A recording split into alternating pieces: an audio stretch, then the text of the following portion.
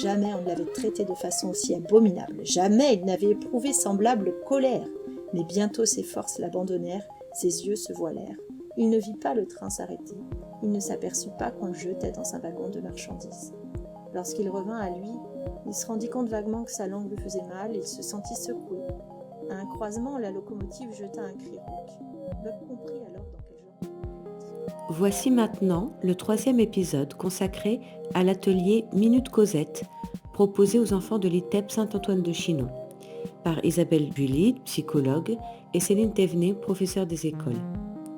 Ce dernier épisode est centré sur les conditions de la parole chez ces enfants pour qui parler n'est pas une évidence. Dans son 4e séminaire, Lacan dit que l'enfant se nourrit autant de paroles que de pain.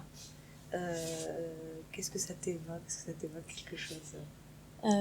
Oui, c'est vrai que ils aiment manger. Probablement parce que quelque chose du côté de la parole n'est pas passé comme ça aurait dû. En tout cas, les paroles, souvent, ils les reçoivent comme mauvaises. Ils les interprètent d'une façon qui est contre eux.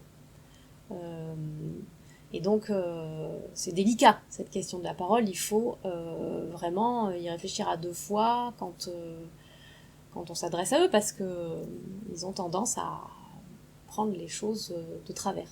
Mais à travers un récit, une histoire, c'est un peu plus facile peut-être ? Et c'est là que, effectivement, tout le récit devient pertinent pour eux. C'est que c'est pas une parole qui s'adresse directement à eux. Ça n'est pas d'eux que ça parle. C'est une fiction. Et donc, ils sont assez... ça désamorce ce côté d'une parole qu'ils reçoivent comme mauvaise ou qu'ils interprètent contre eux. Ça devient un récit qu'ils peuvent prendre comme ils veulent. Ils s'identifient au personnage s'ils le souhaitent, ils posent des questions sur quelque chose qu'ils souhaitent. C'est une autre forme de parole qui s'adresse à eux et qui, effectivement, les nourrit. Il se rendit compte vaguement que sa langue lui faisait mal et il se sentit secoué. À un croisement, la locomotive jeta un cri rauque. Buck comprit alors dans quel genre de véhicule il se trouvait. Ayant souvent voyagé en compagnie du juge, il savait de longue date ce qu'on éprouve dans un wagon. Il ouvrit les yeux. La colère d'un roi enchaînée. L'une de vous disait que c'était difficile de les recevoir dans le bureau, Ouais. Et qu'ils parlent. C'est pas difficile qu'ils parlent, mais qu'ils disent quelque chose d'eux, ça c'est difficile.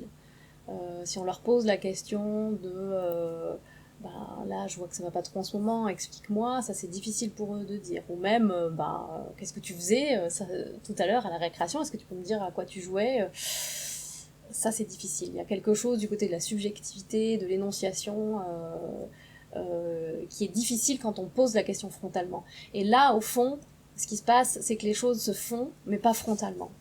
En fait, on ne leur demande presque rien dans ce moment-là. Et cette demande réduite au minimum fait que là, l'énonciation peut advenir. Ils arrivent à dire quelque chose d'un petit peu plus authentique que quand on leur pose la question frontalement. Et donc, tu n'y as pas cru quand ils refusaient de parler et de venir dans ton bureau. Tu as trouvé une autre façon de faire. Une façon de contourner... Il faut s'y prendre autrement, effectivement. Il faut trouver des biais, il faut faire un pas de côté, appréhender un peu les choses autrement et trouver des questions plus indirectes ou ne pas poser de questions aussi. Accepter de ne pas poser de questions. Quand on entend une histoire où on réagit. où on peut s'identifier, où il y a de l'empathie dont vous parliez pour un des personnages ou l'animal qui se fait maltraiter, etc. Comment on fait pour supporter ça ? On a une jeune fille. En fait, elle avait cette désinhibition de s'enthousiasmer à outrance pour... Oui, au fond, quand je dis qu'ils ne veulent pas parler, c'est une généralité, il y a des exceptions. En l'occurrence... Voilà, voulait trop parler. Ça peut aussi être dans l'autre sens, et oui, il faut un peu réguler, et c'est vrai que les autres sont pas toujours tendres pour avec ça.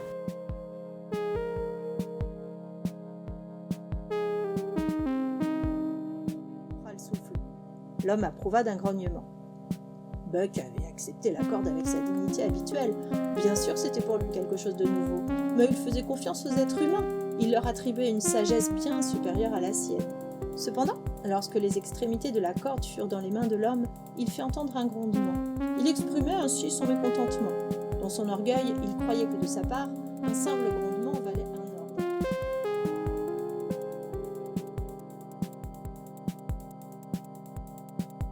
Oui, à l'ITEP, il y a une dimension qu'on dit thérapeutique. Alors ça peut se passer dans des entretiens avec la psychologue, la psychomotricienne, l'orthophoniste, mais il y a aussi beaucoup d'autres modalités possibles et on a cette liberté-là. Je pense à un garçon qui voulait venir me voir, qui venait, mais qui pouvait pas trop dire finalement quel était le problème pour lui. Il n'avait pas de plainte,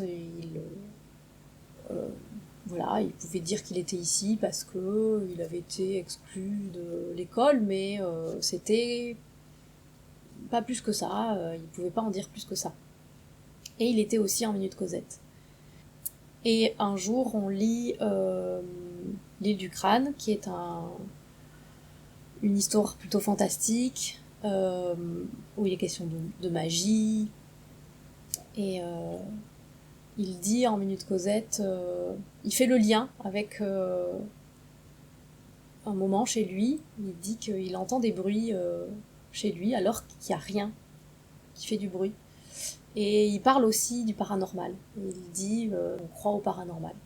Donc ça, il le dit en Minute Cosette, et c'est quelque chose qu'on a pu rediscuter ensemble en entretien, seuls tous les deux. Et de fil en aiguille, le temps passant, il a pu un peu plus parler de choses difficiles qu'il avait vécues étant petit, et un peu comme ça retisser un fil dans son histoire. Ça, c'est un exemple. Ça permet aussi un peu de les engager à venir te voir quand parfois on aborde des sujets assez personnels en Minute Cosette, quand la parole dérive et qu'il y a des sujets un petit peu difficiles qui ressortent et où on peut leur dire, pour éviter que tout le monde en profite et qu'il y ait trop de... où on peut leur dire, bah tu vois ça, tu peux peut-être aller en parler dans le bureau d'Isabelle avec elle toute seule, plutôt que c'est pas forcément le lieu de le dire devant tout le monde, plutôt de que l'exposer devant tout le monde, de quelque chose de plus intime. Voilà, quand c'est trop intime, trop difficile ou trop redondant, parce qu'il y a des enfants qui du coup vont raconter un petit peu toujours la même chose et qui ont envie de le développer alors que les autres n'ont pas forcément besoin de cette parole-là, et on peut leur dire à ce moment-là, c'est ce lieu-là. Aller voir Isabelle, c'est ça. Enfin, c'est pouvoir lui déposer ça. Pour certains, la pudeur, l'intimité, c'est pas du tout quelque chose dont ils ont l'intuition. Au fond, ils peuvent se livrer sans se rendre compte que c'est pas possible. Donc dans Minute Cosette, finalement, c'est une amorce qu'ils puissent se raconter après que vous leur racontiez, mais l'idée quand même, enfin un intérêt, c'est que eux ils puissent parler d'eux et de leur sujet, de ce qui leur arrive à eux. Oui. C'est ça qui est intéressant en tout cas. Puis qu'ils identifient Isabelle comme la personne à qui ils peuvent raconter. Parce que c'est facile de dire à un jeune qui arrive en ITEP, t'as une maîtresse, t'as des éduques, t'as une psychologue, et tu vas voir tous ces gens-là. De comprendre que à cet endroit-là, je vais faire ça, à cet endroit-là, je vais plutôt faire ça, et le chemin du bureau d'Isabelle, c'est pas forcément le plus facile à prendre. Oui. Enfin, parce que c'est pas celui qui est obligatoire dans la journée. Il y a le temps de classe, le temps de salle éducative, le temps de psychologue, faut le créer. Enfin. Après, les questions de transfert peut-être dans ce que tu dis. Ils ont du transfert avec Céline assez vite parce qu'ils passent beaucoup de temps ensemble. Mais au fond, quiconque leur propose de leur donner de l'attention et du temps, le transfert s'installe assez vite.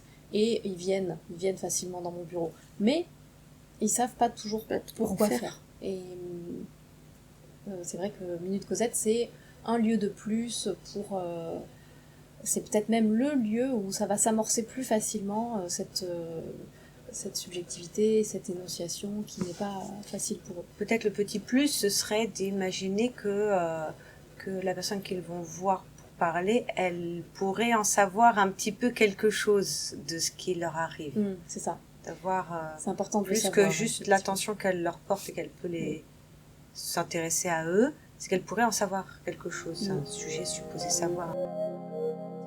Un bon moyen de garder intacte sa santé. Tel se présentait Buck en cet automne de 1897, au moment où l'or du Klondike attirait vers les glaces du Grand Nord des hommes originaires de toutes les parties du monde.